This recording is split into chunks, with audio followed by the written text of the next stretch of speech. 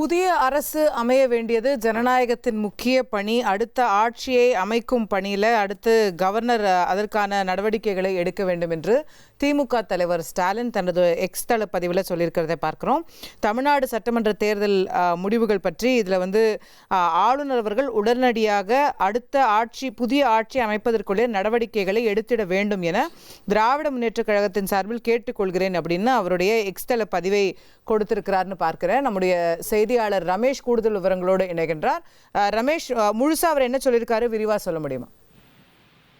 புதிய ஆட்சி அமைப்பதற்கான தேவையான நடவடிக்கைகளை ஆளுநர் உடனடியாக எடுக்க வேண்டும் என்று திமுக தலைவர் மு.க.ஸ்டாலின் கேட்டுக்கொண்டிருக்கிறார்.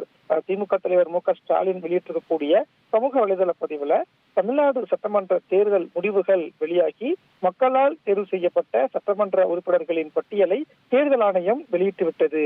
ஏற்கனவே இருந்த சட்டமன்றத்தையும் கலைத்து ஆளுநர் ஒரு உத்தரவையும் பிறப்பித்து விட்டார்.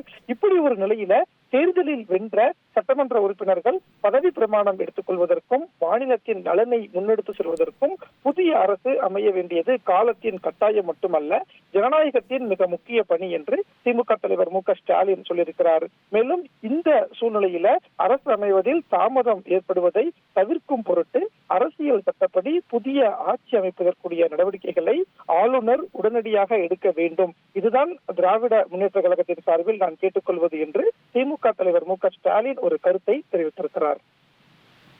நன்றி ரமேஷ், விரிவான தகவல்களுக்கு. திமுக தலைவர் திரு மு.க.ஸ்டாலின் அவர்கள் உடனடியாக புது அரசு அமைப்பதற்கான நடவடிக்கைகளை எடுங்க அப்படின்னு ஆளுநருக்கு கோரிக்கை வைக்கிறத பார்க்கிறோம். தந்தி டிவியின் சப்ஸ்கிரைபர்ஸ் அண்ட் ஃபாலோவர்ஸ் குடும்பத்துல நீங்களும் இணையுங்க.